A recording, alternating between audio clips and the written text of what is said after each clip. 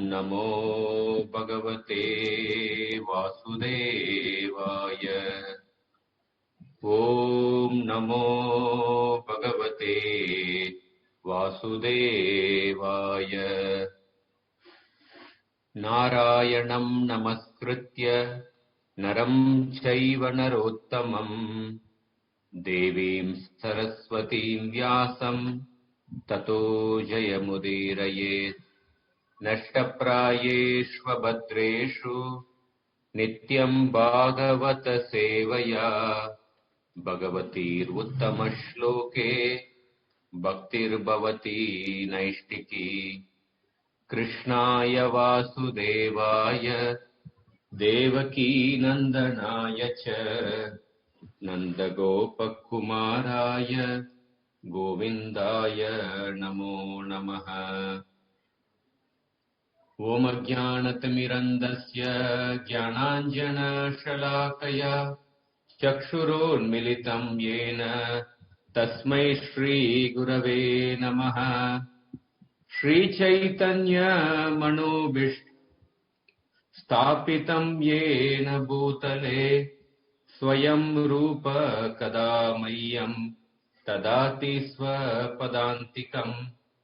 वन्देऽहं श्रीगुरो श्रीयुतापदकमलं श्रीगुरून् वैष्णवांश्च श्रीरूपं साग्रजातां सहगणा रघुनाथान्वितं तां सजीवं साद्वैतं सावधूतं परिजनसहितं कृष्ण चैतन्य देवं श्रीराधा कृष्ण पदान् सहगणा ललिता श्री विशाखान्वितांश्च।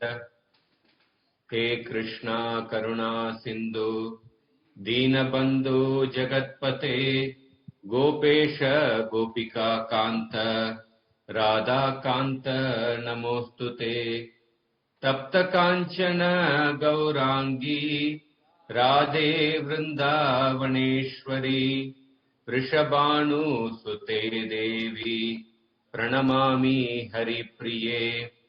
वाञ्छाकल्पतरुभ्यश्च कृपा सिन्धुभ्य एव च पतितानां पावनेभ्यो वैष्णवेभ्यो नमो नमः। जय श्री कृष्ण चैतन्य प्रभु नित्यानंद श्री अद्वैत गदाधर श्रीवासादि गौर भक्त वृंद। हरे कृष्णा कृष्णा कृष्णा हरे हरे, हरे Ram Ram Ram Hare Hare. Hare Krishna. Is there a recording icon? Anybody knows the recording is on? Anyway, okay.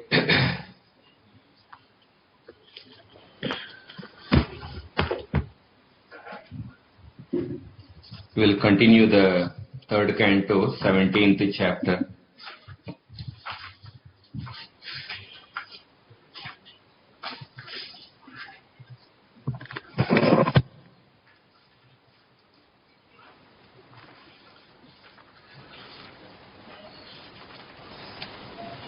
So we discussed till the 20th verse. Durapa hyalpatapasa seva vaikunta vartmasu yatropagiyate nityam deva deva janardanaha.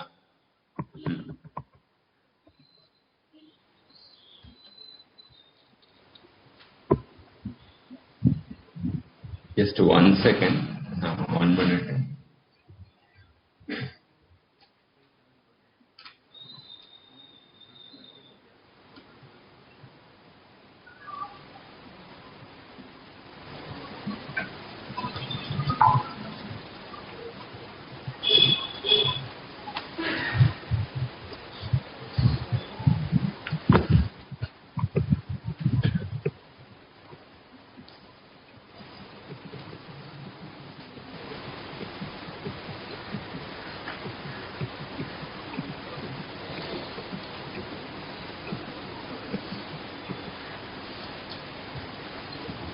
So now in the later part of this chapter, Vidura is going to ask a very series of questions, quite interesting questions, and we'll discuss some important qualities on the basis of these questions from the life of Vidura. So yesterday we discussed that Vidura actually, after Maitreya Rishi described about the position of the living entity and the Supreme Lord, Vidura explained what he understood, and then he said that I will destroy my lack of realization by service unto you. And to get an opportunity to devotees like you is very rare. It comes only by the mercy of the devotees. And when we serve the devotees, by that the intense attraction to the Lord appears by service to the devotees. So now 21st verse. Srishtwagre mahadadini savikaranyukramat tebhyo virajamudritya tamanu pravishadvibuhu. So here Vidura says that in the beginning, having first created Mahat Adini, Mahat Tattva and other elements, Anukramat, successively, and other elements successively, and constructing the universal form, Tebhyaha Virajam Udritya. Tebhyaha means from those elements, Virajam, Viraja refers to the universal form, and construct universal form from those elements, Tam Anupravishat Vibhuhu. The Lord then entered into that form. So Vidura is repeating what Maitreya Rishi had described in the last chapter. Last chapter he described the Virata Purusha.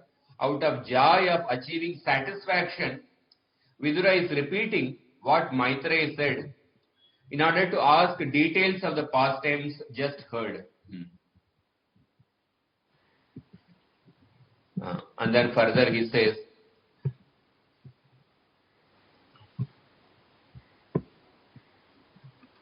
Yamahur Adyam Purusham Sahasrangri Urubahukam Yatra Vishwa Ime Loka Sa Vikasham Ta Asate.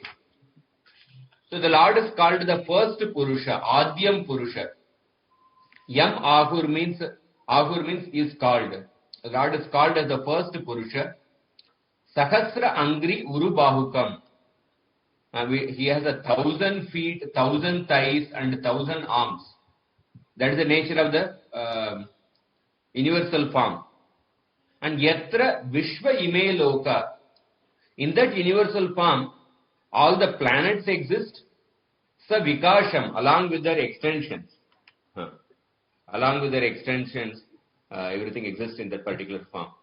So the first Purusha is Karanodakshai Vishnu, the second Purusha is Garbhodakshai Vishnu, the third Purusha is Kshirodakshai Vishnu, in whom is contemplated the Virata Purusha, the gigantic form, in which all the planets with their different developments and inhabitants are floating.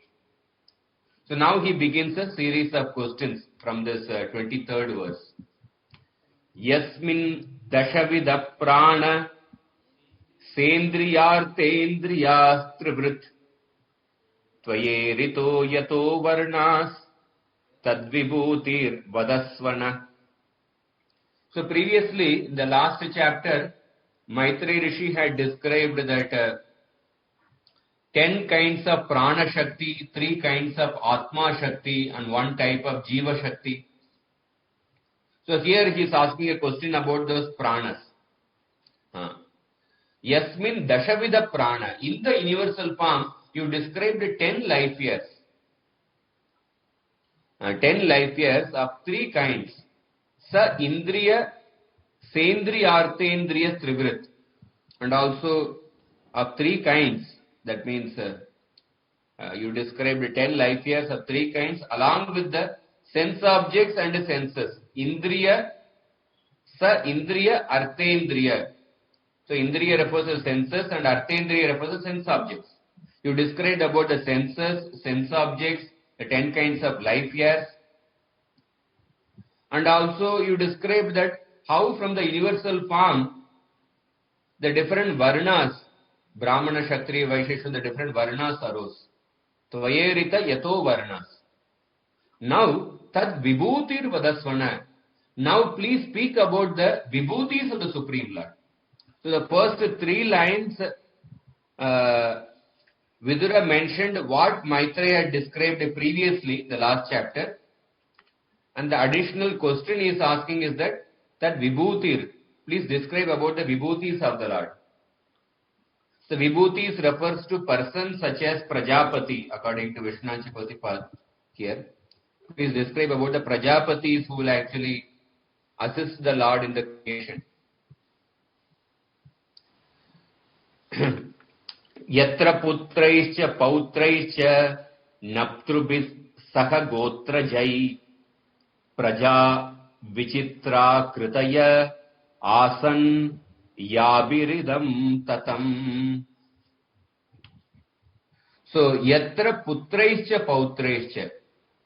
Among those vibhutis were the offsprings, that means the putras, and among those vibhutis were the offspring. I think Gotra Jai refers to in general, the offsprings. And these offsprings, they take the form of the sons, putra, and these offsprings, they can take the form of the pautra, grandsons, or the offsprings can take the form of naptru. Naptru means grandsons on the daughter's side.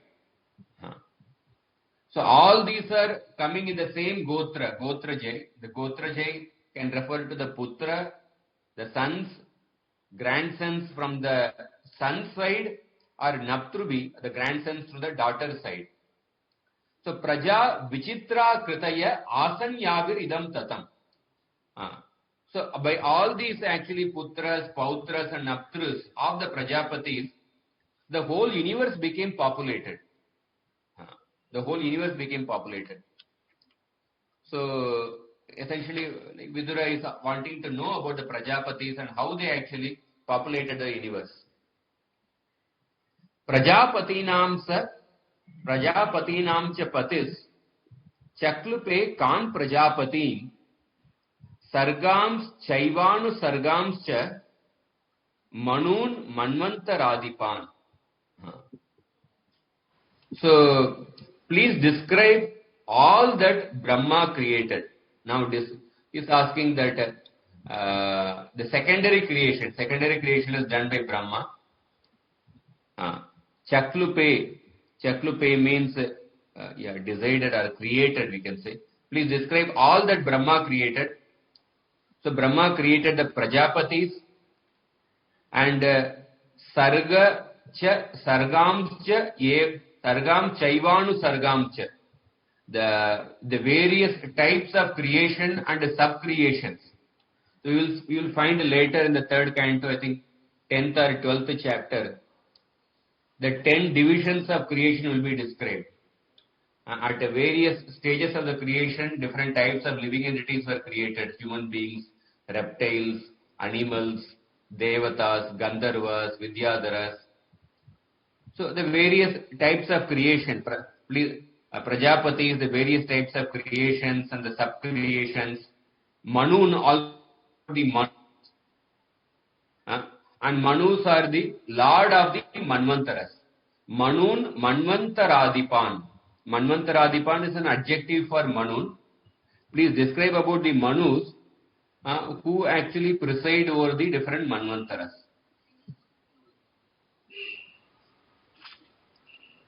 So there are not many purports to that of this person. So actually one thing which Vishwanath Chakravarti points out here is that in this chapter we see the series of questions asked by Vidur. These questions asked by Vidur are quite similar to the questions asked by Parishit Maharaj in the 2nd canto, 8th chapter. 2nd canto, 8th chapter is also entitled Questions to by Parishit. This chapter is questions by Vidur. And in that chapter also, almost the same questions are asked by Parishit Maharaj. So, therefore it is mentioned that having a similar mind to Parikshit, having a similar mind like Parikshit, Vidura asked the same questions as Parishit asked previously. Parishit asked in the previous canto, the same questions are asked by Vidura. So, in one sense, Shukdev Goswami, in order to answer the questions of Parishit Maharaj, he is narrating the narrations between Maitreya and Vidur, he will answer all the questions of Parishit Maharaj. So we can see the same Parishit Maharaj and Vidura, they had the same actually questions. They had the same questions. So one thing we can find,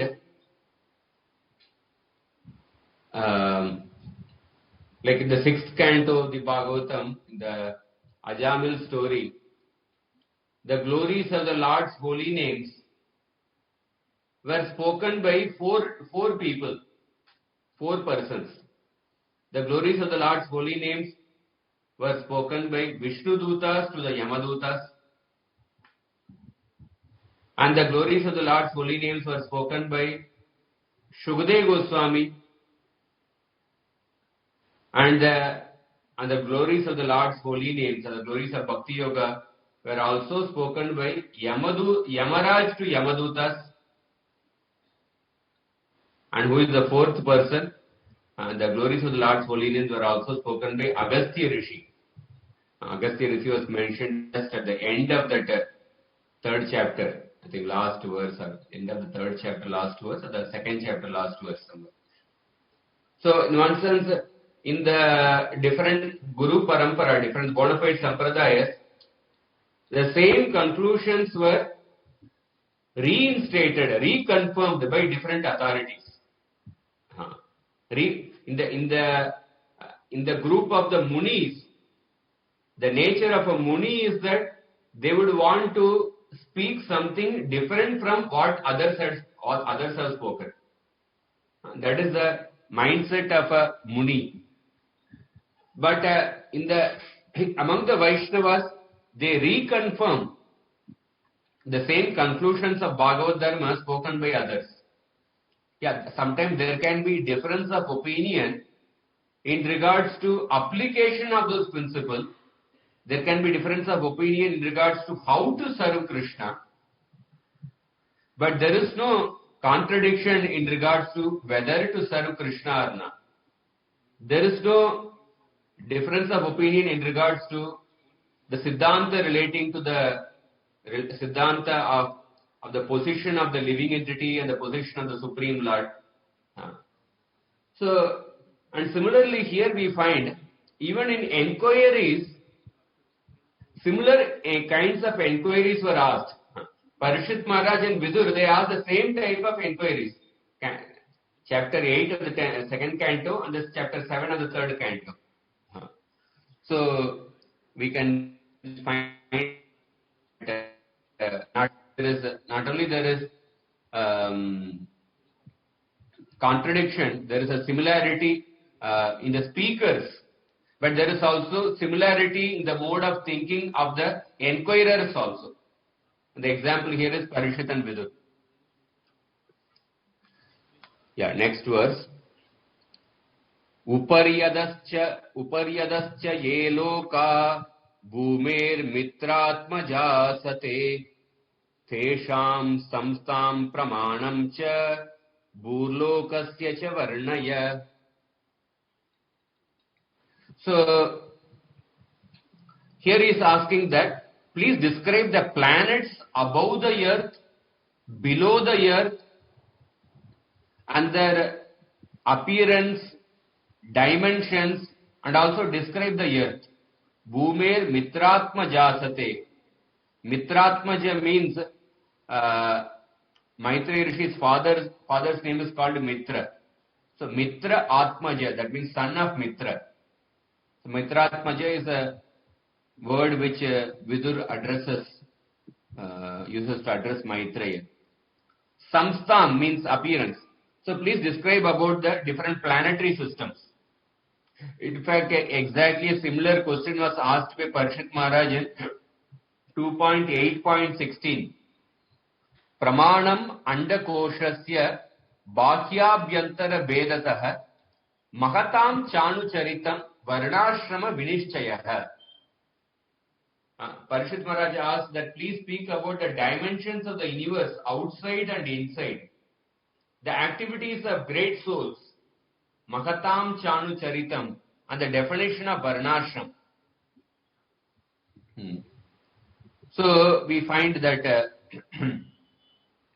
Prabhupada in this purport also explains, devotees are not simply emotional people, as is ill-conceived by certain less intelligent men. Their direction is practical. They know everything that is and all the details of the Lord's domination over the different creations. So, even in that purport, that second canto purport, like sometimes the people think, oh, devotees means they are not interested in knowing something. They are less intelligent people. They are emotional, sentimental people. But Parishit Maharaj, he is asking, he is so inquisitive that he wants to know about the dimensions of all the planets in the universe. That is the level of Parishit Maharaj's inquisitiveness. And in the same verse, Parishit Maharaj also asked the question about, please describe about the character of the great souls. Character and activities of the great souls. So that means he is not only simply interested in getting information about the different planetary systems, but he also wants to know the character and activities of the great souls, because he wants to be transformed by the character and activities of the great souls by hearing them. Because sometimes people inquire, but that inquiry is sometimes it may be mainly for getting more information about some spiritual subject matters. Yeah, there is an inquisitiveness to get some information, but the purpose of getting some information, it should be ultimately for the purpose of getting transformed by that information. So, if our curiosity is only on the level of getting information, then after some time we will become bored. So, curiosity, our spiritual curiosity, should be for the purpose of getting transformed by the information and not simply to accumulate more information. And when we talk about asking questions,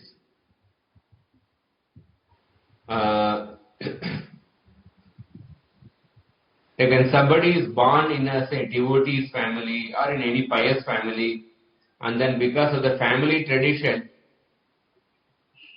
one starts following certain rituals, certain functions, worship of the Lord or the Devatas. But as the children grow up, at a particular point in time, as the children grow up, initially they are in a very close-knit surrounding within the family, even if they go to the school. But maybe sometimes children are grown up in a, say, devotee community or within a family. They are in a very close surrounding.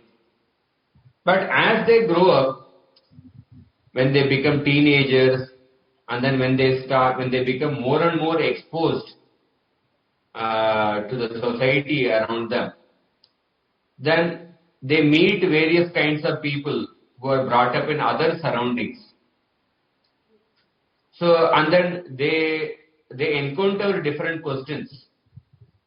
At that time, their faith will get challenged when they encounter those questions. So they have been trained in certain, say, rituals or certain this thing. But when they encounter various questions, so their faith gets challenged. At that time, that they have to, if they have to reinstate, if they have to make their faith strong, then they have to ask questions. Because till that point in time, those children who were brought up in a devotee family, they were following those traditions because they were observing in their family. The father was following, or mother was following, the grandfather was following. So because of that, they were following them. But at this time, when their faith is challenged by the questions by his friends and other people, so if they can't actually survive with that second-hand faith. Till that point, they were only having the second-hand faith. Second-hand faith means because the parents were following, therefore I am following. But one cannot survive for a long time with a second-hand faith. Just like when you buy some second-hand good, that will not last long. Similarly, second-hand, one cannot survive for a long time with second-hand faith. One has to elevate the second-hand faith to the first-hand faith. So, first-hand faith means being convinced of those religious practices based on logic and reasoning and based on Shastra, based on Guru, Sadhu and Shastra, and based on logic and reasoning. So, at that time, when the second-hand faith was challenged, if they don't elevate the second-hand faith to first-hand faith, then many people, say devotee children or something, they get distracted, they get diverted. By wrong company. So then what is the way to raise one second-hand faith to the first-hand faith? The way is to make proper inquiries from the right person. One should make proper inquiries from the bona fide guru, from people who are learned. So therefore, inquiries become very crucial. And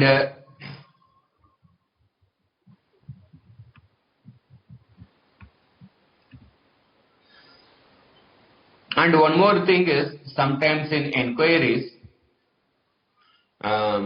we also have to understand, like the last chapter end also, Maitreya Rishi described about the universal form, how even Brahmaji could not, how the Lord is so unlimited that nobody can understand the Supreme Lord completely. When Brahmaji could not do that, even for the Lord it is not possible, because the Lord does not know the extent of His glories.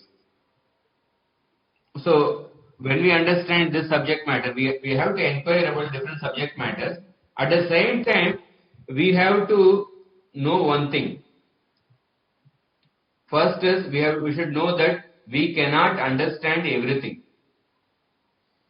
You cannot understand everything. And second is, you cannot understand everything now, right at this moment. There are some subject matters you can understand only after some time. You will need to wait for that time. Sometimes there are certain subject matters one can understand only after a certain level of purification. And certain questions can be, certain answers can be got maybe only when we go to a certain planet. Sometimes we may have certain questions about the details of some dimensions of the planets. Maybe that can be understood only when you go to that place. So first is, you cannot understand everything. Second, you cannot understand everything now, right at this moment. You will have to wait for some time. And third is, it is not necessary to understand everything. It is not necessary to understand everything. Because sometimes people actually become so curious, they want to understand some subject matter which is not necessary for them, which can fall under the category of idle curiosity. There's a saying which says that curiosity kills the cat. Uh, Curiosity kills the cat. So sometimes people have idle curiosity actually. That which is not necessary, and then they are very much, one becomes very curious to understand about something. And then because of that, one can get distracted, one can get diverted. One of the example of idle curiosity is Bhagavatam example. We can say Lord Shiva wanting to see the Mohini Murti. Lord Shiva said that, oh, I want to see that Mohini Murti form. And then how Lord Shiva got distracted. Another example of idle curiosity is that Markandeya Rishi asked that, oh, I want to see your Maya. I want to see the form of Maya. And then by that also, like, he got so many years passed by that. Lord showed the form of Maya, and then the 12th canto description comes. So therefore, in enquiry also, there are certain principles. We have to understand. Yeah, we can elevate a second-hand faith to the first-hand faith by enquiry from the proper person. And scriptures are filled with questions and answers. But at the same time, we have to understand that you cannot understand everything. You cannot understand everything now. You have to wait for some time. You have to wait for some time. That means there should be patience in actually, like, I don't know whether I shared here or the story of that Anantacharya, the devotee in the Journey Within book, it comes. Maharaj writes in the beginning that a person, one devotee came and asked Parashara Bhatta, who is. So Parashar Bhatta said that you go to Tirupati and ask this question to Anantacharya. And all the way he walked from Srirangam to Tirupati. And then he asked the question to Anantacharya. Anantacharya said, oh, right now I'm just busy in some service. I will deal with this question later. And then he told him to help in that service. And then he engaged in that service. And then many days passed, many months passed, and some festival came, and different devotees took prasadam, and then this devotee was about to sit and take prasadam. Anantacharya said, no, you please help me in serving, let everyone take prasadam, and then we can take prasadam at the end. And this devotee served till the last person was there, and then finally he took prasadam.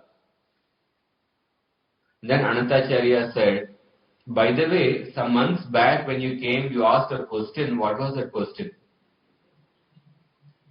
And then he asked, like, oh, who is a Vaishnava? And then Anantacharya gave answer to that question, but in a very cryptic manner. A Vaishnava is like a salt, is like a swan, is like a crane. Like that he gave an answer. And this devotee couldn't get the answer, and then he came to Parashara Bhatta, and then he told the entire story. And then Parashar Bhatta explained the meaning of that answer. But what we can highlight is that how this devotee, had,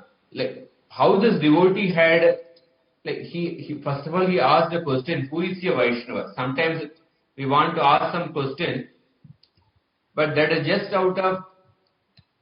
to get some information, some answer. But we may not be very serious about that question. But this devotee, he wanted to know who is a Vaishnava and how much he was serious about getting an answer to that question. That is shown by the patience he exhibited. That is shown by the difficult ordeal he actually took to go from Srirangam to Tirupati by walking. And Tirupati, at that time there was no staircase also. He must have climbed on the mountain actually. And then he was waiting for several months. He was waiting for several months just with an expectation that he will get the answer someday. There's a Vedanta Desika, he describes about 15 qualities of a guru and a disciple. One of the quality of a disciple, he says, is that Prashna Kale Pratiksha.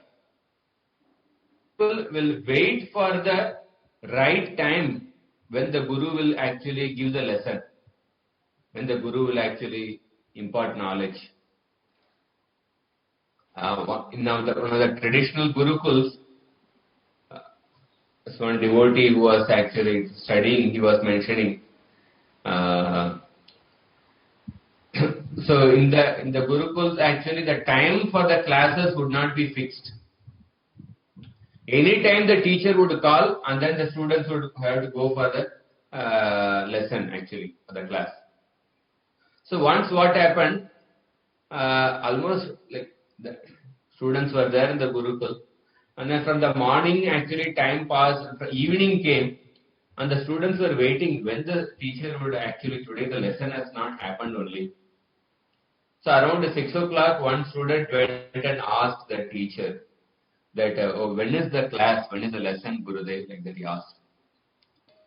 And then the Guru did not answer anything. And then at 10 o'clock, he called all the students. He said that, now we will have the lesson. Actually, in this Gurukuls and all traditional Gurukul, the brahmachari students, they would not be allowed to sleep in the daytime. And morning to night, they would be doing different Veda Parayana and everything. So 10 o'clock, the Guru called, and then, so they were also very tired and asleep and this one, and then Guru taught some lessons, and then the students went. So after that, the students realized that one question which we should not ask is that, when is the class? When is the class? Because the disciple has to wait with patiently when the Guru will actually give the answer, when the Guru will teach us. So, this devotee, more than one is actually the answer to the question, who is a Vaishnava. But that I'm not highlighting that point, but the point is the quality of the devotee who took the trouble to go from Srirangam to Tirupati, and how much he was serious about that question that he was ready to wait for several months doing different services just to get an answer to that question. So without actually ordeal of performing services and austerities, without going through that ordeal, when we get the spiritual knowledge, that spiritual knowledge will remain mainly on a superficial level. It will remain only on the level of information. But for the spiritual knowledge to go deep into the heart, to internalize the spiritual knowledge, one has to actually render service to the Guru. That is why service becomes inevitable. Without the element of service, the knowledge remains merely on a superficial level. Therefore, this Radhanath Maharaj has explained so nicely in the Journey Within book also. So after going through that such a difficult ordeal, after exhibiting that patience for so many months, and then when he got that knowledge, even then he got a cryptic answer. And the answer was explained by Parashar Bhatta. So that knowledge, that goes so deep into the heart that it can never be separated from the heart. Just like when in the lemon rice, when lemon is added, the lemon rice is made, you separate the lemon from the lemon rice. It has become one with the lemon. It has become one with the lemon rice. So the knowledge which is got after going to the ordeal of service and this, that goes so deep into the heart that a person will never forget that knowledge. So therefore, these are important important principles to remember in regards to the culture of knowledge, in culture of inquiry. So another point we can see, Vidura will ask so many questions here that this shows actually Vidura's learning mood. So sometimes after some years, our enthusiasm for learning, we may actually lose that enthusiasm for learning. We may say, oh, I have heard, we have read also, we have heard many times. But actually, it is always important to maintain this attitude of learning. It is important for everyone. One minute.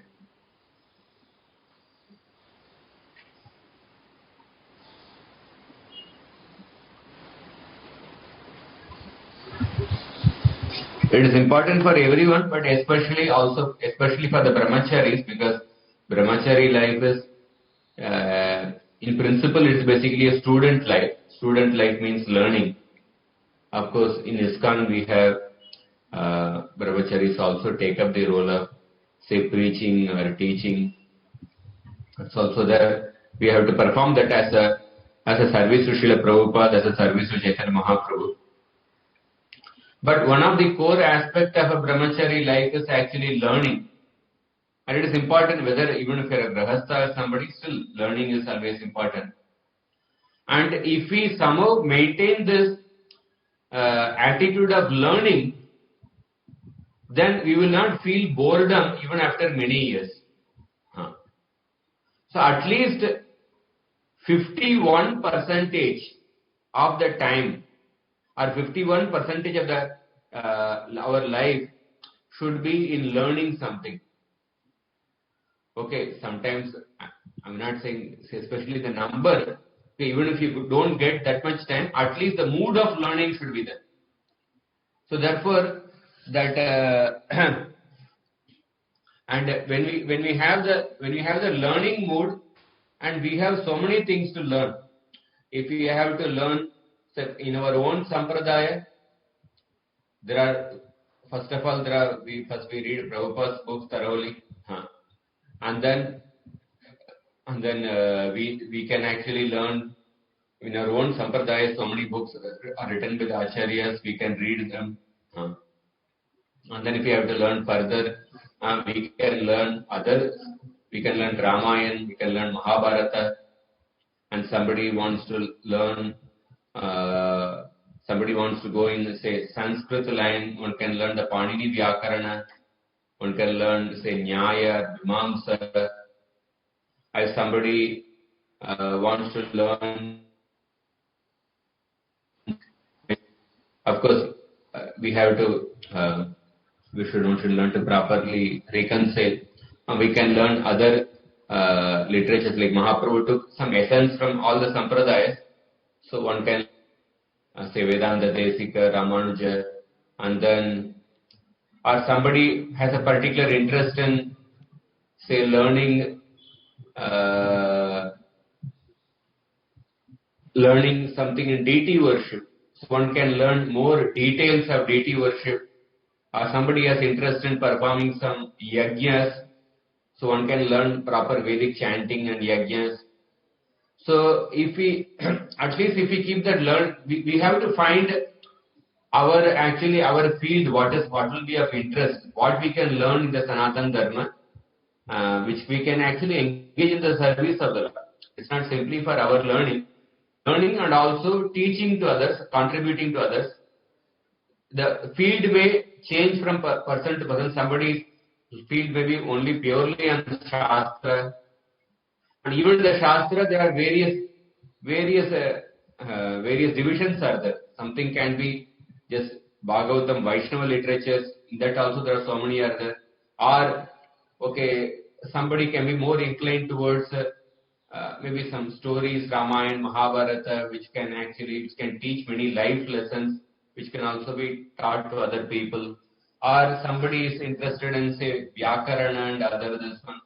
That also one can spend a significant amount of time. So essentially, as I mentioned yesterday, ultimately, the essence of all instruction is to engage 24 hours a time in performing Navavida Bhakti. Shravanam, Kirtanam, Sparanam, etc. But we may not 24 hours of time engage in Navamrita Bhakti, that is called as the Nirapeksha Bhakta. But we may not have the capacity to engage 24 hours of time in this one. So therefore we have to find how to spend the time apart from our core sadhana, how we can spend time in the activities of Sanatana Dharma, which we can use it for our own nourishment, and also it's not simply for our own nourishment, it is basically for serving others, serving the Lord, the devotees. So in that way, what we can observe in Vidura, this one is the inquisitiveness, the learning mood. Because Vidura, he is at the fag end of his life. And people, many times they lose the interest as the Bhakti Shastri, Bhakti Ego, many times the people, they have a lot of excuse about exams and this one, because they have lost the touch with learning. 20 years back only they went to say college or something. Now 45, 50, so lose the touch actually. But it is important for learning, one should remember that we always be young actually. Learning. I was attending one of the Sanskrit class, one of the Sanskrit teacher was telling that when he was studying in the Gurukul in his young age, so one person who is retired from the army, he came to his guru and told that now I am retired, I am done with my responsibilities. I want to learn some philosophy. Can you please teach some Vedanta, Shaddarshan, etc. Like that. He appealed to that guru, and that guru said, in our school we teach only Vyakarana, and then the guru said that you learn the Vyakarana properly, and then all the Sanskrit literatures will open up for you. You will get the door to all the Sanskrit literatures, and you spend time in learning Vyakarana. And then this person made up his mind to learn Vyakarana. So for learning some new language at the age of 60, it's a very tough ordeal actually. And then the guru told that, you are decided to learn Vyakarana. The first step is that you have to memorize the 4,000 sutras of Panini Vyakarana. Once you memorize the sutras, then you come to me, then I will teach this Vyakarana. And actually, that is how all the traditional schools actually work. First thing they say is that you have to memorize the sutras. And this person said that, like, at this age I can't memorize these sutras. And all these sutras many of the sutras are tongue twisters actually. But he said, I can't memorize these sutras. Now I am an old person, and that too not just few sutras, it's 4,000 sutras. And then the guru said that nothing doing actually. This is the method we are following. You have to memorize and come. Then I will teach he did not actually come down on his standard actually. He said that then I will teach the Vyakarana. And because he's an army man, army people, they can't accept defeat easily. Then he decided to give a try. And then he started memorizing, and he made up his mind that every day I will memorize at least 5 sutras. And then he started memorizing 5. And then my Sanskrit teacher, who was a young person at that time, he was told to supervise whether this person is memorizing properly. And then he examined. And then he said that this person had difficulty, but he put a consistent effort. And then within, say, in few years, he memorized all the sutras, and then he learned further. So my teacher told the story, and then he told that, and then he quoted a verse from the Rig Veda, which is quoted in the Patanjali's Mahabhashya. And in that that verse in Rig Veda says that just like a wife does not hesitate to reveal her Swarupa to the husband.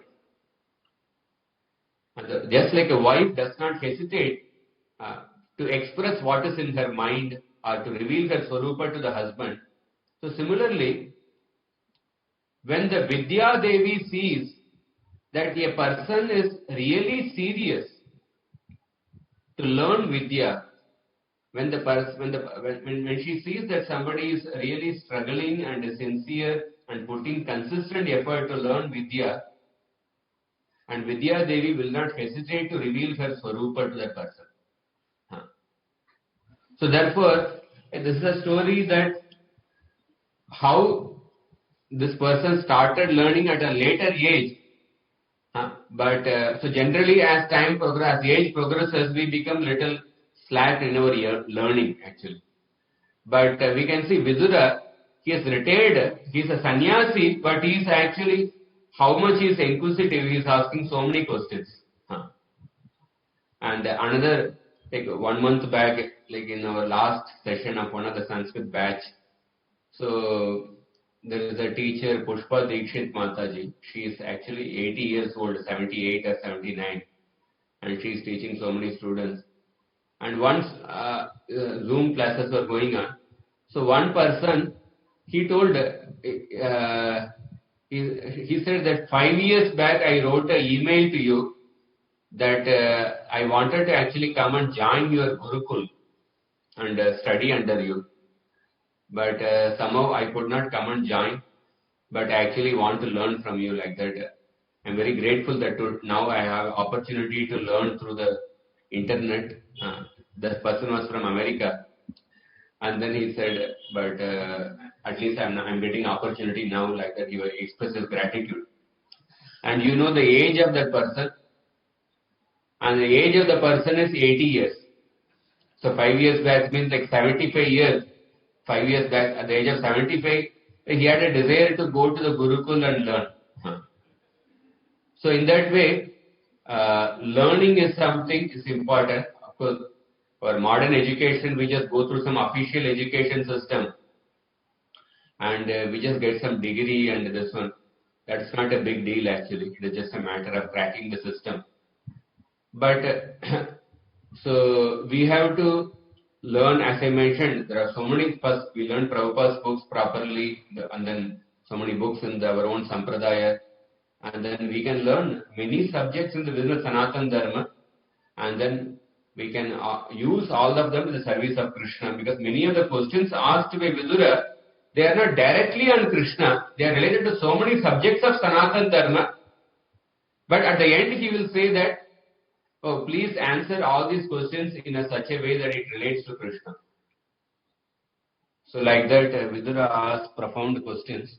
So this I wanted to highlight about this, actually the importance of learning and inquiring from the character of Vidura. So going ahead,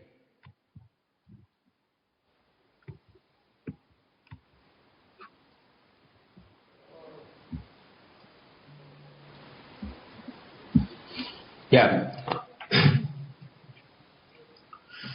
Next verses. The 27th verse. Tiriyan manusha devanam sarishripapatatrinam vadanas sarga samyuham garbhasveda dvijodvidam. Also, please describe the living beings under different classifications. Subhumans, humans, those born of the embryo, those born of perspiration, those who are twice born, and the plants and vegetables. Kindly describe their generations and subdivisions also. So, we see like all this about our different types of living entities and the plants and vegetables. And if we see Narada Muni's character, which I just want to read out that section. 1 minute.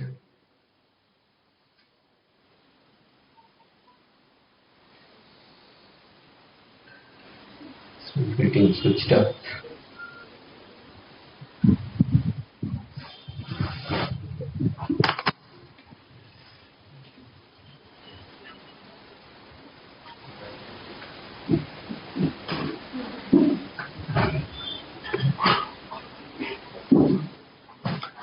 In the Mahabharata Sabha Parva, when Narada Muni comes to meet Yudhishthira Maharaj, and at that time actually only Narada performed the Rajasuya Yajna. And there is a beautiful conversation between Narada Muni to Yudhishthira Maharaj. At that time, about the sage Narada Muni, the introduction is given. So why I want to quote that introduction is that in the Srimad Bhagavatam, we see Narada Muni's personality as a teacher of devotional service. Prabhupada writes in a purport in 6th Canto, Narada Muni is the father of devotional service. We see Narada Muni is a devotional side mainly in the Bhagavatam. But in the chapter in the Sabha Parva, like we can see the multifaceted side of Narada Muni. So I'll read those translations. Vedopanishadam Veto Rishi Suraganarchita Itihasa Puradanya Pura Kalpa Visheshyavit. The celestial Rishi was learned in the Vedas and the Upanishads, who was worshipped by the celestials, who was learned in the histories and the Puranas, who was well versed in all that had happened in the old Kalpas, who was well skilled in Nyaya Shastra, who was skilled in the Dharma Shastras, Nyayavit, Dharma Tattvajna, Shadanga Vidanuttamaha. That means he was knowledge. He knew all the six Vedangas, Shiksha, Kalpa, Vyakarana, Nirukta, Kalpa, Jyotisha, and Jyotish also. He knew all the six Vedangas, and he was a perfect master of reconciling contradictory taxes. Aikya Sanyoga Nanatva Samavaya Visharadaha. And Vakta Pragalbo Medavi Smritiman Nyayavit Kavihi. He was eloquent, acute, intelligent, learned, possessor of powerful memory, learned in the science of morality and politics. Sometimes you may think, devotees means, they are not interested in politics. No, one should not be absorbed in politics. We should be absorbed in Krishna. But we have to be aware of what is going around. We have to be politically alert, but spiritually absorbed. So Narada Muni is the father of devotional service, but he knew that he was learned in the science of morality and politics. And he was proficient in distinguishing inferior things from the superior things, And Pancha Avayava Yuktasya Vakyasya Gunadoshavit. He was skilled in drawing inference from evidence, competent to judge the correctness or incorrectness of syllogistic statements consisting of 5 propositions. That means in the Anumana Pramana, there are 5 steps are there. Pratignya, Hetu, Udaharana, Nigamana, Upanaya. We have a simplistic definition of Anumana Pramana, but in the Nyaya Shastra, a very precise definition of Anumana Pramana is given. So Narada Muni was expert in all this, and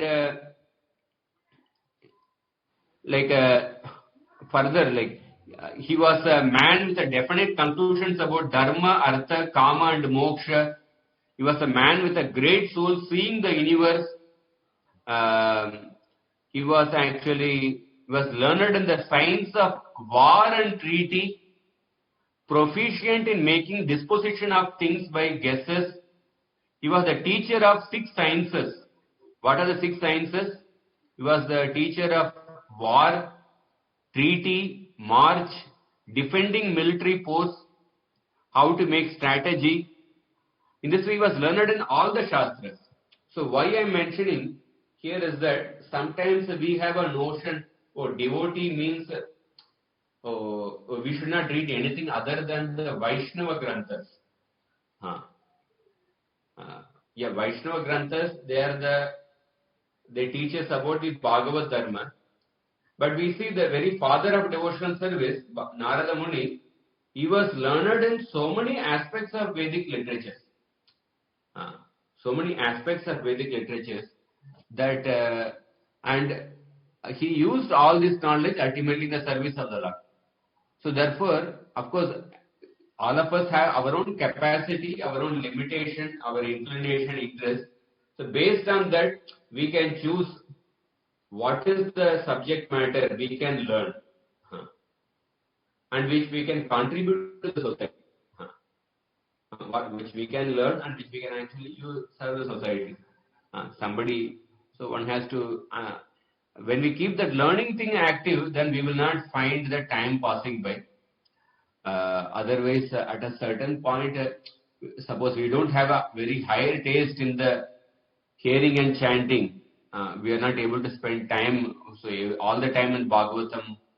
At the same time, we are looking for how to do this one. So therefore, it's important to keep the learning thing active, and then learning and also teaching to others how it can help the people.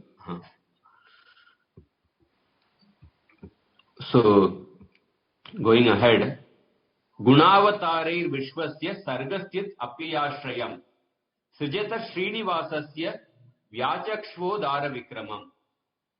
So please describe the exploits of the Lord of Lakshmi. Describe the actions of, that means Vishnu, who has created the authorities for creation, maintenance and destruction of the universe through the Gunavataras. So Vishnu only has created the Brahma, Vishnu and Shiva. Please describe about the exploits of Vishnu, who has created the Gunavataras. And then Varnashrama Vibhagamscha Rupa Shila Svabhavataha Rishinam Janma Karmani Vedasya Vikarshanam. Please describe about the divisions of Varna and Ashrama according to the features, Rupa, Shila, behavior, and Swabhava and nature. And also describe about the birth and activities of the sages, Rishinam Janma Karmani, and Vedasya Vikarshanam, and the divisions of the Vedas. So Prabhupada writes in the purport, he talks about Rupa Shila Svabhavataha, how the Varnashram system is based on qualities and activities. And Vidura, although he was born of a Shudrani, but he is more than a Brahmana by qualification.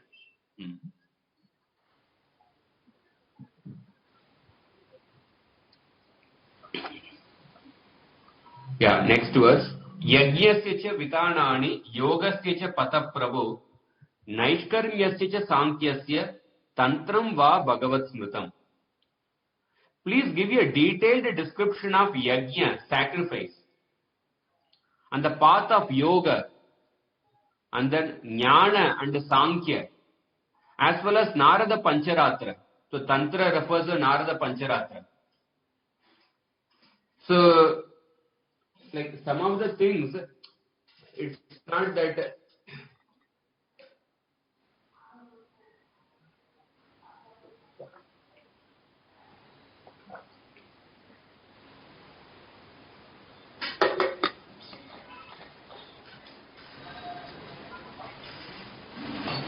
say, for example, please give a detailed description of the sacrifice, yajna. To perform a yajna, one has to be a grahastha actually. Because a wife plays a role in the yajna. So, now Vidura is actually retired, is a sannyasi, he is not going to perform yajna. So sometimes we want to learn some subject matter, we think, oh, what is in it for me? If I am not going to perform a yajna, so why do I need to learn yajna, one may think. It's a natural question.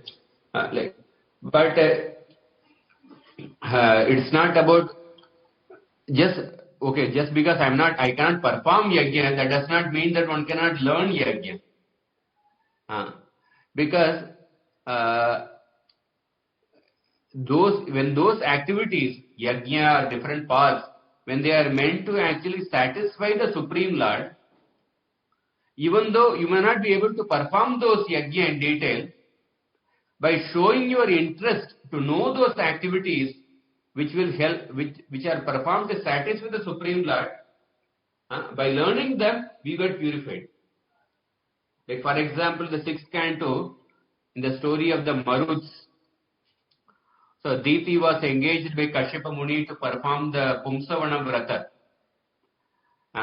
She started that Pumsavana Vrata with a desire to kill Indra, get a son who can kill Indra. But then because of engaging devotional service, she became purified. And then the last chapter in the 6th canto, Parishit Maharaj asked a question, can you please describe about all the details of how to perform the Pumsavana Vrata? So from one point of view, we may think that, oh, what is this Parishit Maharaj? Why is he asking this question? Because he just has 7 days to live. And this Pumsavana Vrata is performed in 1 year. And he is not going to perform this Vrata. So why is he asking this question? Has he gone crazy? One may think like that. Like I was some months back, I did one course on controversies and Mahabharata. So I sent some poster to somebody, and then so one devotee said, like, what is the relevance of this course actually? It doesn't seem to be of any practical help to the people. What is the relevance of this course? Like that, one devotee raised the question. But then I was thinking that Parishit Maharaj, for this Pumsavana Vrata, there is no relevance at all. But the point is, the Pumsavana Vrata is a Vrata to please Lord Vishnu. Even though you may not be able to follow that, but when somebody knows the activities which are meant to please Lord Vishnu, by that one becomes purified. So similarly, the Vidura is not going to perform this fire yajna, because to perform a fire yajna has to be a grahastha, and he is just wandering, he is going on a place of pilgrimage tour. But he is asking these questions actually. Please give a yajna such a vitanani, detailed description of the sacrifice. Because recently I just attended an introductory course on Mimamsa, Purva Mimamsa, and that describes about the method of performing a yajna. And that introductory course itself was so detailed. It was just 30 sessions. But it was so interesting. Although fire yajna we don't perform with such detail, but such mind-boggling details, I could develop appreciation for how the Vedic sacrificial process, and of course we develop appreciation for the Sankirtan Yajna, that what is achieved with the sacrifice process actually achieved by the Sankirtan Yajna, which is so simple. And that too, the teacher said that he learnt that the same Mimamsa Shastra from his teacher in 1.5 years. And he presented in 30 sessions, which itself was having such mind-boggling details. And then another devotee was saying that actually this teacher is so sharp, he learnt very quickly in 1.5 years. Actually, it takes 4 years to learn properly the Purva Mimamsa. So, but Vidura is asking that please give a detailed description of the sacrifice. Pashanda Pata Vaishamyam Pratilopa Niveshanam Jivasya Gatayo Yascha Yavatir Guna Karmaja. Please describe the trouble caused by the path of Pashandas, the situation of Pratiloma progeny, the destinations of the Jivas according to qualities and actions. So I will discuss this after the break, this verse and then the further verses. If anybody has any questions or this one, then we'll go ahead.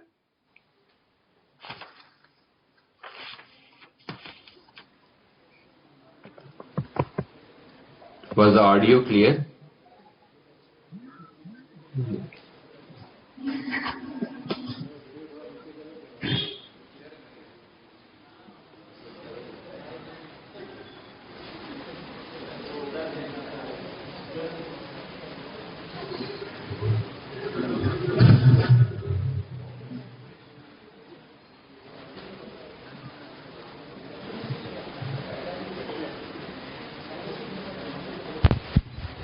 Hare Krishna, Bhaji. The chat box, such as some messages there. Okay. Okay, if somebody is speaking, then you can. Prabhuji, you mentioned about like someone wanting to know some things, even if one is not going to practically apply apparently, like Parikshit Maharaj example you shared. So, surely I understand that one should not be fruitive about one's knowledge. But then there are people who just ask questions arbitrarily. They have some intellectual, I don't know what's the foundation to the motivation, but then we say it's an irrelevant inquiry, or it's nothing to do with the practical application. Someone is just wildly asking, okay, Ramayana mein aisa kyun hua, Mahabharata mein waisa kyun hua. So there is people are actually just mental speculators also, and they're just trying to get new intellectual titillations out of things. So where is what is the foundation to inquiries which are not directly practically relevant? Yeah, this is an important point. One should. It is not that we ask some irrelevant questions. We also ask. We want to ask questions which we can apply. Even when Parishit Maharaj, apparently it appears that asking about how to perform the Pumsavana Vrata, it is of no relevance to Parishit Maharaj. But actually, there is a verse in the 11th canto, 2nd chapter, where Vasudev says that anybody who knows, one who hears about the different paths or sadhana by which a person pleases the Supreme Lord, by that one gets freedom from fear. So even though Parishit Maharaj may not be able to practice, but still, by hearing that practice of actually the Pumsavana Vrata, one gets purified. So sometimes, as we mentioned, that some people ask very irrelevant questions. So that in questions also, there should be a purpose should be there. How I can apply these questions, how I can use this answer to these questions to improve my life, how I can use this to answer to help others or serve the society. That purpose should be there. For example, even when we study the Mimamsa talks about the details of the yajna.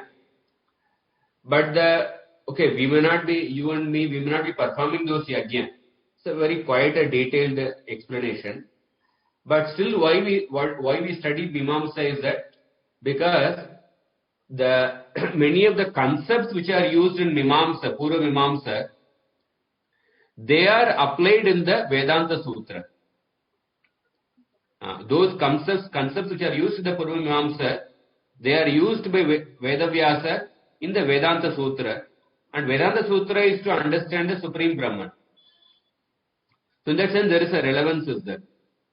So therefore, there is a saying in Hindi, आम खाने से मतलब है या आम गिनने से मतलब है. That means there is a garden containing some hundreds of mango trees are there. So one person goes to that garden and counts the number of mango trees and makes a detailed report about the height of each tree and the number of mangoes in each tree, and then he measures the diameter of each tree, and he makes a minute report about everything. But he does not eat a single mango. So sometimes the people they just ask questions from actually what happened here, what happened there, something they ask some different informative questions. But they have no direction only. So therefore, the questions, one of the basis of the questions should also be that how I can use the answer to this question to improve my life from my present condition, from my present state, how I can actually, what is the sadhana, what is the dharma which I am supposed to perform in my present condition, which will help me to elevate myself. So that should be one of the guidelines for questions also. Because sometimes there was one devotee was asking one of the gurus, some questions about some details of the spiritual world, or can a person go from this rasa to that rasa, or something like that, some details of this gopi and that gopi. So this devotee, after some time, he got it. He answered him. Then he, by quoting this quotation that "Am kaane se matlab, am ghine se matlab." So he said that one of the principle in asking questions is that how I can actually use the answer to the question to elevate myself from my present status. From my present status. So suppose like we may be like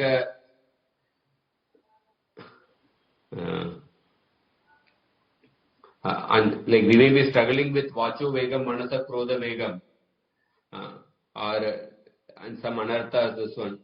But suppose our questions are so only with respect to say Radha Kunda or Shyama Kunda, this thing. Yeah, they are the highest subject matter. But if we don't ask questions or something irrelevant to like how we can overcome our present state of anarthas, and then we only ask questions about say Radha Kund, Shyam Kund in that level, so then it may not help us. So therefore, this also your point is valid about making relevant questions. So Proji, in that view, like Parikshit's question, if someone is actually just 7 days from his death, there is no much of practical relevance to the whole question. If we take it on the spirit of that it is for pleasure of the Lord, something to hear. Anyway, Shukdev Goswami is going to recite something in connection to the Lord only. So when we inquire in the context of devotional service also, the larger context is devotional service, but it has no practical relevance. Like that, say Acharyas have given so many books. So we can keep reading, we can keep dwelling on different subject matter. That is surely purifying in terms of the subject matter being potent with the Vani of the Acharya. But is that the way to inquire in the realm of devotional service, or it is also important to know whether it is important for my life or it is not important for my life? Yeah, both are, say, there is a verse in 11.2.7, Brahmam statapi pruchamo dharman bhagavatam stava yan shrutva shraddayo martyo muchyate sarvato bhayat. Vasudeva says that, O Brahmana, although I am satisfied simply by seeing you, I still wish to inquire about those duties which give pleasure to the Supreme Personality of Godhead. Any mortal who faithfully hears about them is freed from all kinds of fear. So I wish to inquire about those duties which give pleasure to the Supreme Lord. Any mortal who faithfully hears about them. So even if Parikshit Maharaj is not able to perform those Vamsavana Vrata, by hearing about them, one is freed from all kinds of fear. That's when the spiritual benefit is there. So sometimes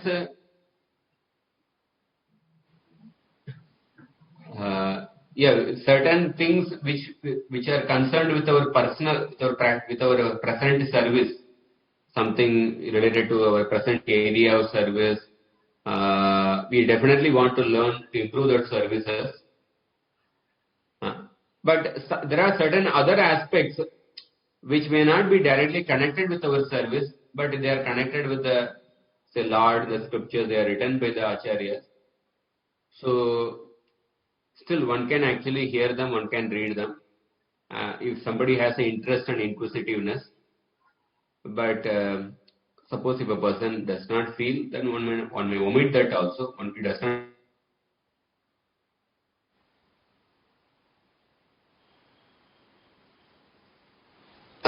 They can still actually increase our faith. Sometimes certain things we may not be able to apply, but when we know this one, our overall faith in the Vedic literatures, they will become more solidified. So some things they may be help in a practically in a practical, tangible way. But certain subject matters, although you may not be practically applying in your life, they may help us in a remote way by increasing one's overall faith in the Vedic literatures. So in that way, you can see that. Yes, Puji. Puji, one more So question. I'll take up. Yes, sir. Puji, another question was, you shared about Narad Muni's vast knowledge. You had shared that sometimes devotees feel that we should not learn all these subjects like politics, war and all. We can focus on certain core devotional subjects. So usually the fear which is there in trying to know so much in other subjects is that one may become more absorbed in it, because whatever we hear, read, that's what we usually get absorbed in. So where is the, like, Narad Muni is already established in this, established in bhakti, and he's taking the entire spectrum of knowledge into his heart. He can reconcile everything in the light of bhakti, and he can also share that only to the degree that it brings bhakti to people.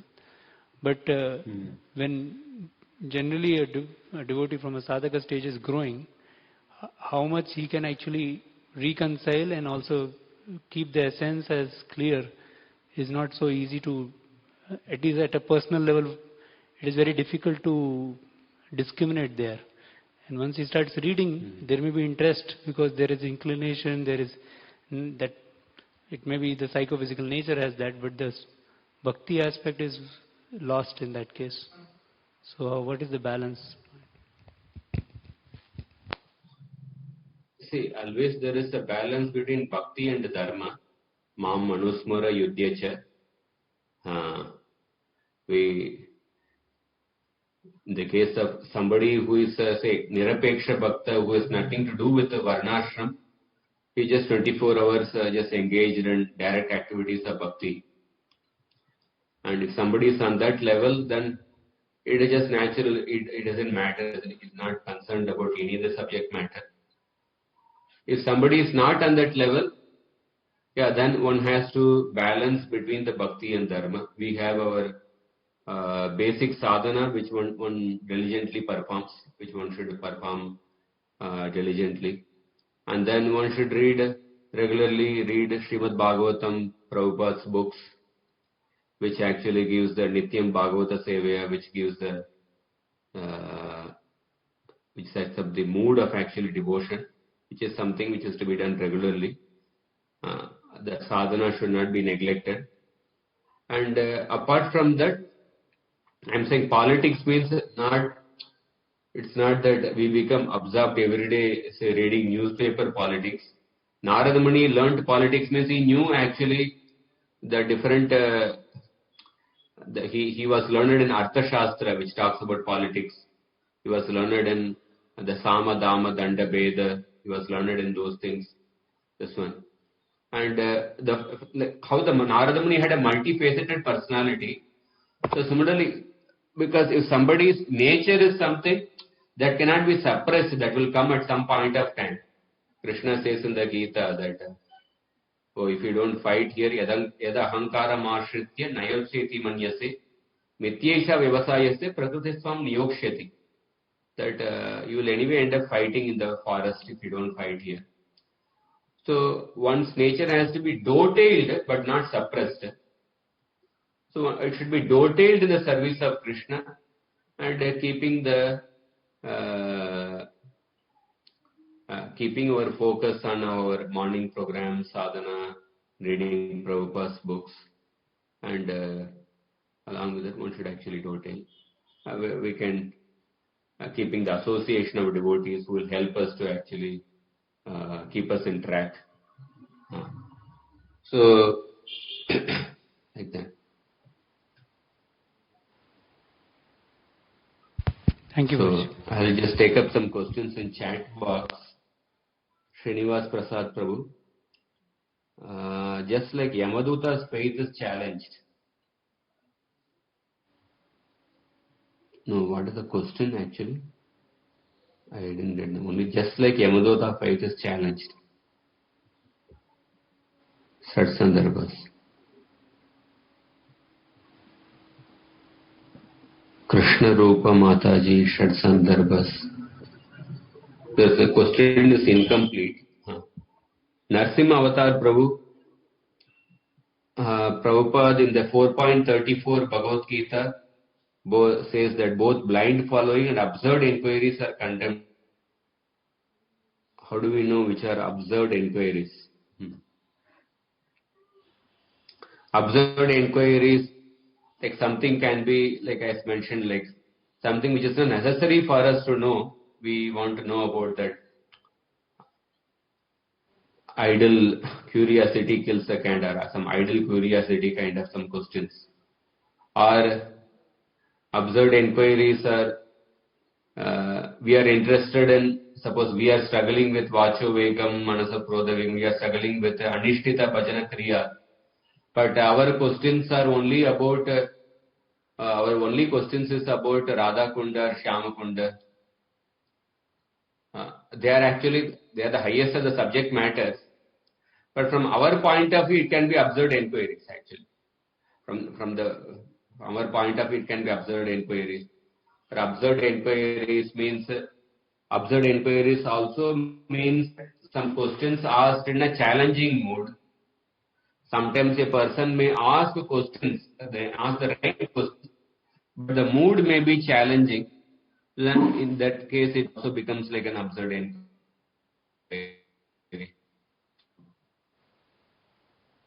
That's what I think. So the questions should also be based on our level, like how we can advance next step.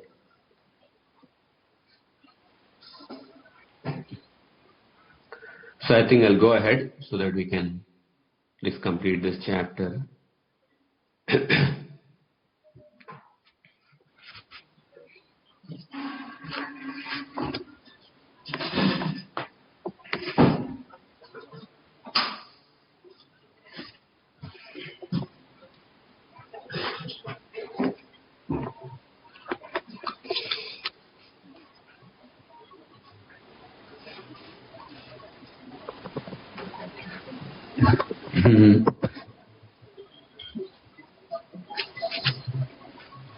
So 31st verse, Vidura asked a question about the path of the Pashandas. So Pashanda means there are various definitions are given. Yastu Narayanam Devam Brahma Rudradi Daivatai Samatve Naiva, one who considers Brahma, Shiva and other devatas to be at the same level as Vishnu, he is considered a Pashandi. This is one definition of Pashandi. Or another place it is said that worshippers of impersonalists like Dattatreya are also Pashandis. Or those who are overly absorbed in the conception of body and bodily necessities are also called Pashandis. Or Pashandi can refer to a person who considers the living entity to be equal to the Supreme Lord, he is a Pashandi. Or one who does not believe in the soul, one who does not distinguish between soul and matter, he is a Pashandi. Or a Pashandi can also refer to one who disobeys the orders of the Guru, is also called a Pashandi. Or Pashandi is one who does not accept the Vedic injunctions, conclusions, is considered a Pashandi. And then various definitions are given. So Vidura, like these questions are about different subject matters, but finally he will say that please describe this question in relation to Krishna. So it is important when we even know different subject matters, how we can relate to the goal, how we can relate to Krishna. So we can see the wide varieties of questions of Vidura. Please describe about the path of the Pashandas. Even Narada Muni describes about the different types of adharma, vidharma, paradharma, upadharma, chaladharma, apasa dharma. He describes these 5 types of adharma in the 7th canto, 15th chapter. And then the situation of pratiloma progeny. So pratiloma refers to the products, the progeny of mixed caste, where the mother's caste is higher than the father's caste. So previously this was a very important consideration. So in the Kali Yuga, sometimes the marriage between the mixed varnas may be very common. Even the when pratiloma may become more common, but previously the pratiloma marriages were very uncommon actually. In the first chapter of the Gita, when Arjuna talks about the Varna Sankara population, so that Varna Sankara is defined by different acharyas. One of the way Varna Sankara is defined as children born within the married life but without performing samskaras. But another way is children born outside the marriage, premarital or extramarital, that is another way Varna Sankara is defined. Or Varna Sankara is defined as children born from the Pratiloma marriage. So some of the acharyas give a definition of Varna Sankara. So maybe Pratiloma marriage, why it was, in fact there are different types of Pratiloma marriages are described. Like suppose a mother is a Brahmana, from a Brahmana family, and father is from a Shudra family, then this type of Pratiloma is called as Vaidehika. If father is from Kshatriya and mother is from Brahmana family, then it is called as Suta. And similarly, Kshatriya mother, Shudra father is also called as Suta. So different types of Pratiloma is given. So what is the logical understanding of Pratiloma marriage? So just like suppose like in agriculture, in the field of agriculture, we have the concept of hybrid seeds. There are companies like Monsanto who actually manufacture some hybrid seeds. Hybrid seeds are some seeds produced from artificially by taking one plant and another plant, and they mix, and then using some technology they bring out certain seeds. That's hybrid seeds. Sometimes in animals also they copulate animals from two different races, say horse with a cow or something like that, and then you actually try to bring out some other animal which has the characteristics of both. So this is something against the natural system which is prevalent. And we can say Pratiloma is also something similar to that actually. Especially in the agricultural field, in organic agriculture, one of the important thing is that seed preservation. Seed preservation becomes very important. Even in the Matsyavatar story, when Matsyavatar appeared and there was a pralaya at that time, he took Satyavrata king, and then he took the Sapta Rishis, and then he also took the seeds. He carried them on him as a boat. So, because these are things very important which are to be preserved. The Brahmanas have to be preserved, Vedic knowledge have to be preserved, and the seeds have to be preserved. But by actually joining some two different plants, and when you come up with some artificially made up seeds, and these hybrid seeds, and they create very lot of damage in the they can actually give rise to many diseases. Long back I saw one video on this hybrid seeds and Monsanto company. It's a very detailed video which talked about how by actually food coming from this hybrid seeds, it leads to cancerous diseases, and then the farmers have to depend on those companies to buy those seeds every time. In traditional farming, like you don't have to depend every time to buy those seeds. You just preserve the seeds, and then you just with those every year you generate those seeds, and then you keep actually doing agriculture. That is why it's a self-sustaining one. So the same concept of actually hybrid seeds, when it comes to human beings, so we can say that is the children born of the Pratiloma marriage. And the caste system is not maintained. But without understanding the science of this caste system, sometimes the people, they may criticize, oh, what is this actually? Why do we see the caste and all these things are bogus, like there were some months back, there was a news article which said that Orissa government was giving some special monetary concession for those who will get married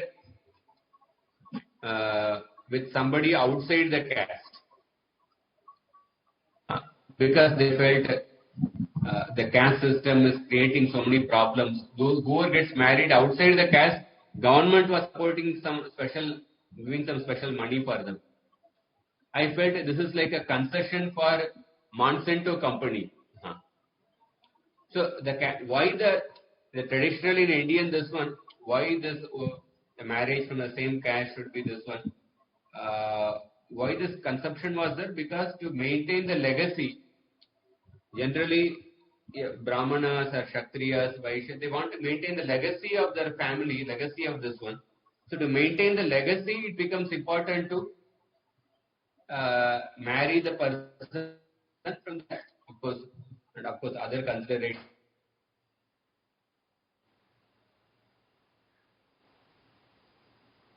Or should the marriage takes place between equals in terms of age, kula, wealth, and many considerations. So therefore, Pratilova marriage is important, and that is why Parishit Maharaj asked a question about the marriage between Yayati and Devayani. So previously, Pratilova marriages are something uncommon. So Yayati Devayani marriage was something like 1 in 1,000, 1 in 10,000, which happened previously. So Parishit Maharaj asked about that marriage. So this is also one of the questions of Vidura. These questions, one may think, what is the relevance of these questions? Because Pratiloma marriage, it leads to Varna Sankara population, and that leads to so much of disturbance in the society. So Varna Sankara population, Prabhupada says in a purport that when there is a Varna Sankara population, the people cannot be properly controlled for peace and prosperity, regardless of great legislative assemblies, parliaments, and similar bodies. So therefore, it is not simply a question out of some idle curiosity, because this question about Varna Pratiloma marriage is very relevant, because it will lead to Varna Sankara, and then Varna Sankara will lead to the destruction of the society. So therefore, this question becomes very relevant actually.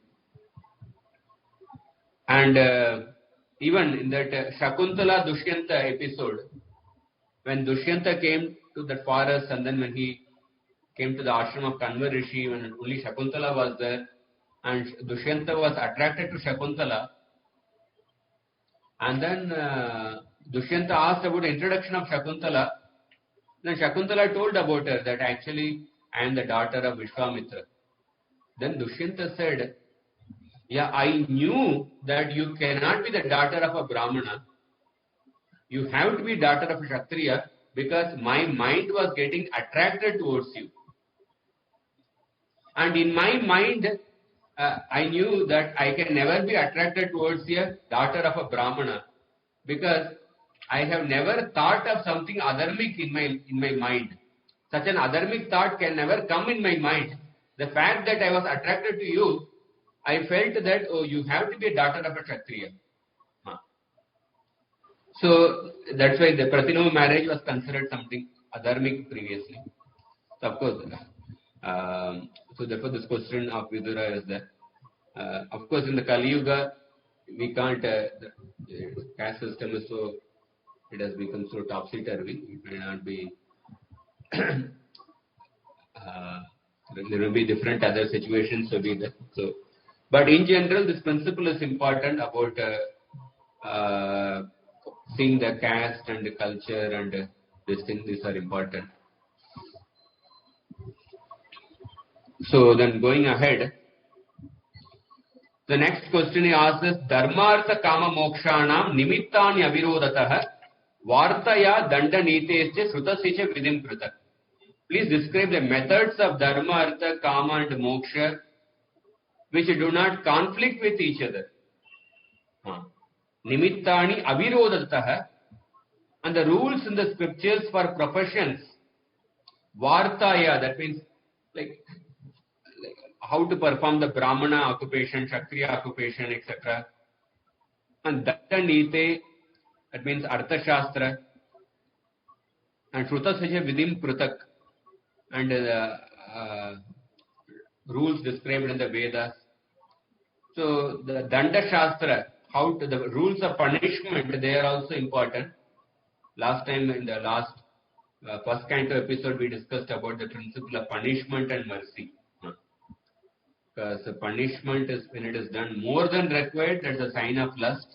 When the punishment is done less than what is required, then that is a sign of partiality. So these are actually important. Essentially, like Vidura asked questions about Dhanurveda. Dhanurveda talks about, say, punishment, or Arthashastra. Arthashastra talks about punishment. He is asking about different methods of Dharma, Artha, Kama and Moksha which do not conflict with each other. So even Parishit Maharaj asked a question. Please describe about the rules of Dharma, Artha and Kama which are favorable for the practice of bhakti. And then Shraddhasya cha Vidim Brahman Pitrinam Sargam Evacha Graha Nakshatra Taranam Kala Vayava Samsthitam. Please describe the rules of Shraddha rites, the creation of the Pitras, and the positions of the planets, constellations, and the stars in divisions of time. Kala Avayava Samsthitim. Kala Avayava Samsthitim. So, about the importance of Shraddha, I will just mention few points regarding. If we see, we know from the devotional service point of view that Devarshi Bhutapta Nrinam Pitranam Na Kinkaro Naim Rinicha Rajan. That verse, all of us, we know that by serving Krishna, all the obligations toward the Pitras and everyone gets taken care of by serving Krishna. For a person who is completely surrendered to Krishna. Sarvatmanaya Sharanam Sharanya. But at the same time, every devotee also has a dharmic responsibility, even if a devotee is completely surrendered to the Lord. But when we are living in the society, it is important to follow the dharmic principles in order to set examples for the people around us, for the family around us, for the society around us. And that is what Krishna says to Arjuna in the 3rd chapter, that Yadyad Acharati Sreshta Tattat Evetaro Jana. The Krishna himself is beyond the Varnashram system. He says, Name Partasti Kartavyam Trishilokeshu Kanchana Nanavaptam Avaptavyam Varta Yevacha Karmani. Actually, I don't have any duty from the 3 worlds. I am beyond the Varnashram system. But still I perform all these duties, because if I don't perform these duties, then the whole world will be ruined. And that is what we see in the 10th canto, 70th chapter, when it is described that Krishna every day he would worship the Devatas, he would offer oblations to the sun god, considering the Devatas to be different limbs of the Supreme Lord. And every day Krishna would actually offer oblations to the Pitras. And Prabhupada says in that purport, he would worship the Pitras, Devatas and the Rishis, considering them to be expansions of the Supreme Lord. So Prabhupada says, in accordance with the Vedic ritualistic principles, the Lord would offer respects to the Devatas. The regulative principles by which the Devatas and forefathers are worshipped is called Tarpana, which means pleasing. So one's forefathers may have to take a body on another planet, but by performance of this Tarpana system, they become very happy wherever they may be. It is the duty of the householder to make his family members happy, and by following this Tarpana system, he can make his forefathers happy also. And as the perfect exemplary householder, Lord Krishna followed the Tarpana system and offered respectful obeisances to the elderly superior members of his family. So just like Krishna, although he is beyond the Varnashram system, but he performed the duties of a Varnashram. So similarly, even if a devotee is Sarvatmanaya Sharanam Sharanyam, but a devotee is supposed to execute one's duties, whichever stage one is into the Brahmacharya, Grihastha, Vanaprastha, this one. And some more points about the importance of Shraddha. Some time back, I happened to hear a small talk, spoken by one Brahmana in regards to the importance of Shraddha from a dharmic point of view. And he mentioned, the question he was addressing was that, like, what is the need of performing Shraddha by the proper Vedic mantras, by the proper system? Sometimes one may say, I perform Shraddha by feeding the poor, by giving some annadana. So can I do like that? One may ask the question. So he gave a simple answer. Like suppose, like for different acts, there is a formal procedure. Suppose somebody is elected through election. Although somebody is elected, but still there is a formal ritual in which a person takes a oath in the office in front of the governor, in front of the president. So one may say, he has been already elected, what's the need of this formal ritual and all? So, but these formal rituals are also important. We do follow those formal rituals in different aspects of our life. Or say, for another example is that suppose when you want to send money to somebody, suppose you go to the post office and approach the staff and give the money, give the proper address and then say that send this money through money order. Because nowadays money order, whether it is there or not, I am not sure. But suppose I am giving you an example. You send this money through money order and this is a standard procedure of sending money.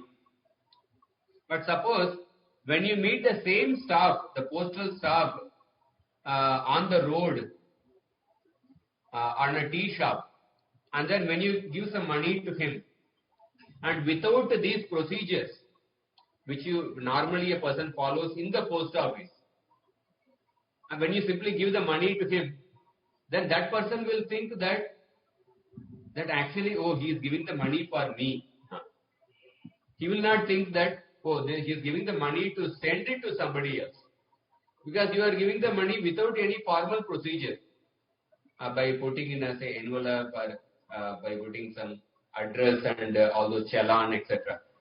So similarly, just like when you want to send money to somebody, there is a formal procedure going to the post office and giving something, etc. So similarly, when you want to send something to the forefathers, there is a formal procedure which a person has to follow. That is what the Shraddha. So these formal procedures are followed in different aspects of life. So that is important. Another point is that, when you want to go to a foreign country, you have to take the currency which applies in that particular country. So similarly, like you have to, when you want to send something to the forefathers, you have to send something. You have to send a currency which they can utilize it. So therefore, the Vedic mantras actually create that currency. They are the formal procedures. They carry the potency to transfer that offering to the Pitras. They carry the potency to transfer the offering to the Pitras. So therefore, it is important to follow those. And what is the result of not performing Shraddha from a dharmic point of view? The Dharma Shastras say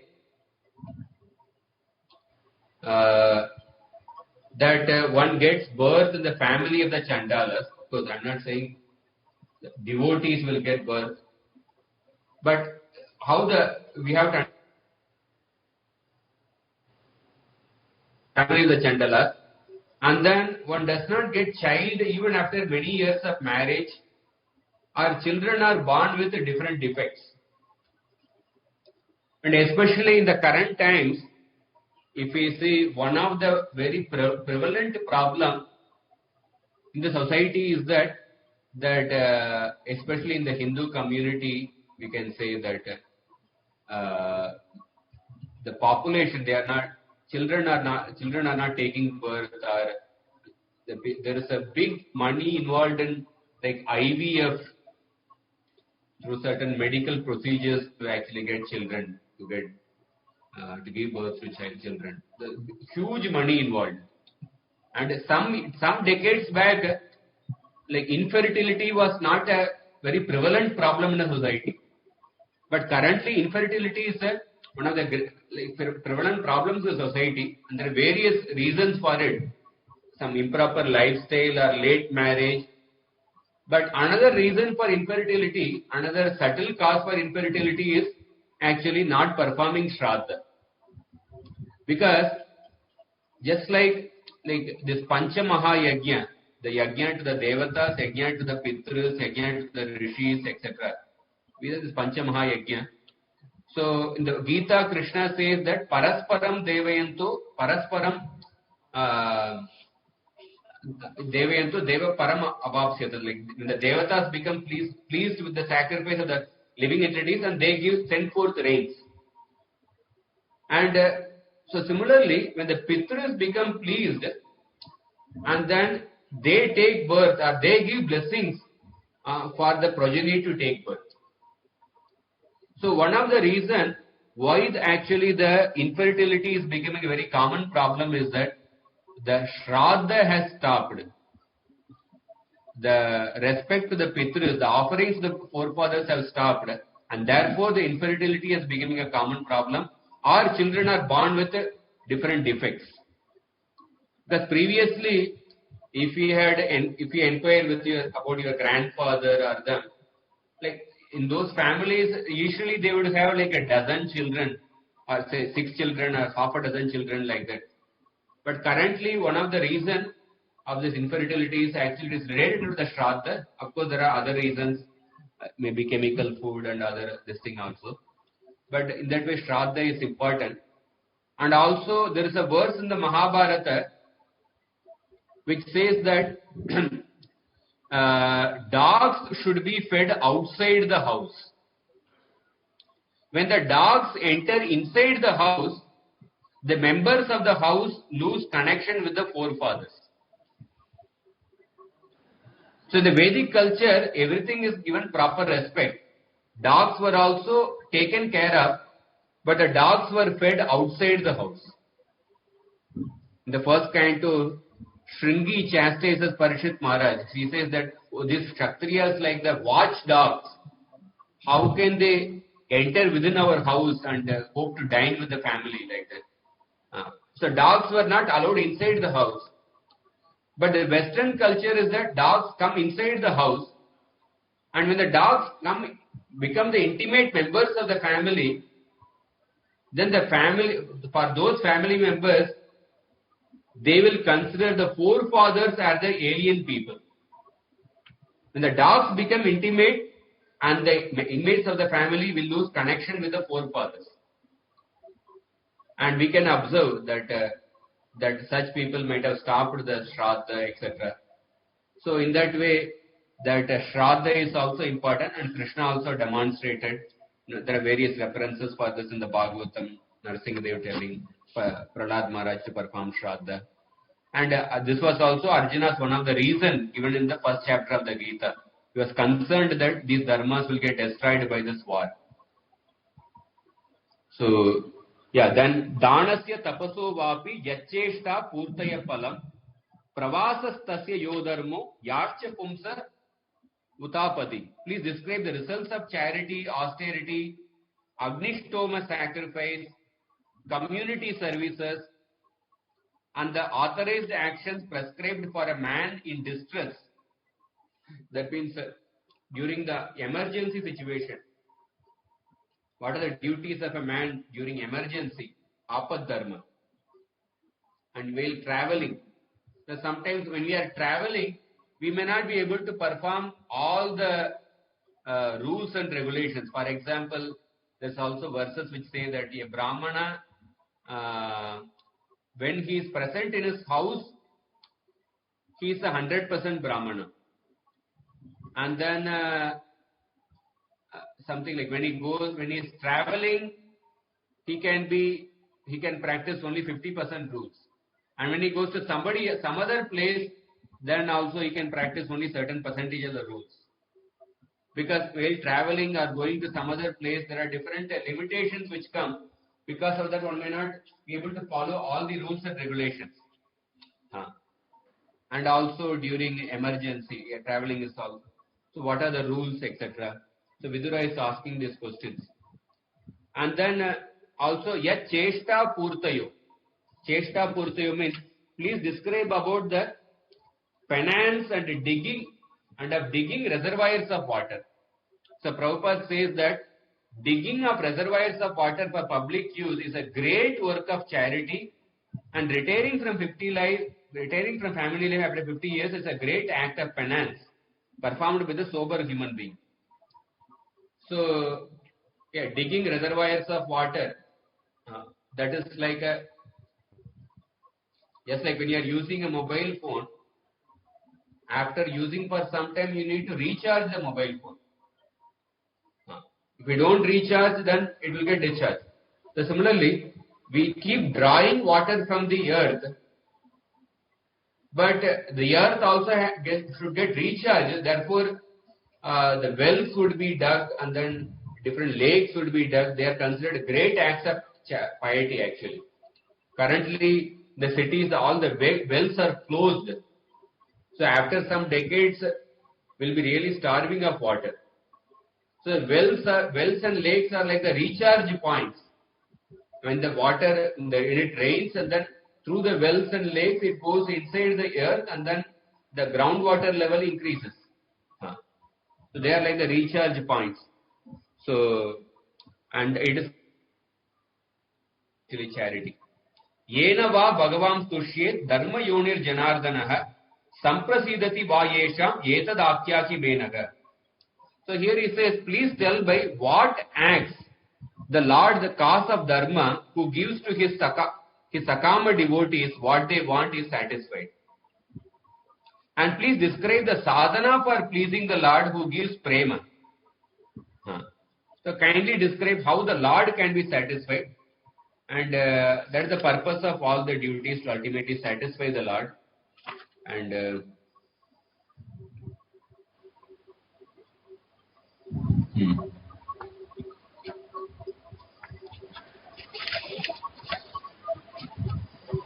so here Vishnu Chakatipat mentions one important point actually in the purport. When you read these questions, we may think that all these questions are related to, say, it appears like Dharma, Artha, Kama, planting trees, digging rivers, and rules of the Varnashram, and then about the Pashandis and Pratiloma. So what is the relation to Krishna? All these subjects are actually, generally these subjects are discussed in Mahabharata. But Vidura had actually told previously, the 3rd canto, 5th chapter beginning, Vidura had told that actually I am exhausted with hearing the Mahabharata, and now I want to hear only about Krishna Katha. Topics are generally discussed in Mahabharata, but Vidura had already told that I am exhausted with all the Mahabharata topics. But why is he again asking these topics? Like that one may get the question.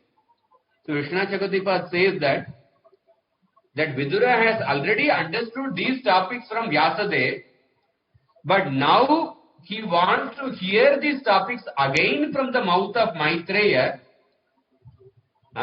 especially the necessary knowledge in relation to these topics in order to become detached. So in Mahabharata, the same topics are described from another point of view. From another point of view of actually to be responsible and to get certain results in one's life, to get some fruitful results and to avoid certain sins. But from that point of view in Mahabharata it might have been described. But Vidura is asking the same topics, but from the point of view of to become detached. Please describe these topics in order to become detached. So, he says that Lord Janardhan, who bestows things to his Sakama Bhaktas, is the cause of all dharmas. Janardhan can mean one who gives suffering to his pure devotees by the pain of increased prema. The two meanings of Janardhan. And then he says, Anubratanam Shishyanam Putranam cha Dvijottama Anaprishtam Apibruyur Guravo Dina Vatsala. He says that although not asked, the gurus who are concerned with the suffering, who are concerned